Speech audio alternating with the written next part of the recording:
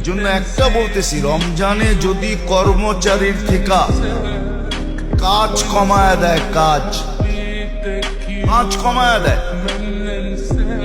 কাজ যদি কমায় দেয় সহানুভূতিমূলক, এটা পর্যন্ত জান্নাতে যাওয়ার কারণ হবে,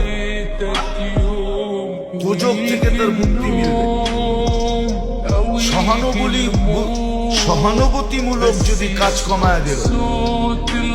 কিন্তু আমাদের দেশে দেখা যায় কিছু কিছু কর্মচারীকে রমজানে কাজ আরো কয়েক ঘন্টা বেশি করতে হয়, রমজানে আরো কি করতে হয়, বেশি করতে হয়। বেশি না করলে মালিক বেতন দেয় না, বেশি না করলে বোনাস দেয় না। হ্যাঁ, ওই খাতগুলা চোখে দেখায় দেওয়া যায়, ওই খাতগুলা চোখে দেখায় যাওয়া যায় যে ওই সমস্ত দোকানে, ওই সমস্ত প্রতিষ্ঠানে যারা কাজ করে ওরা রমজানে আরো 2-4 ঘন্টা বেশি দিতে হয়।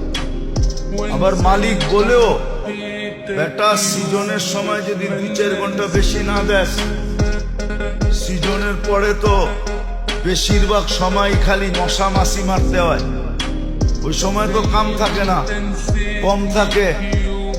রমজানে বেশি দিবি না তো দিবি কোন সময়?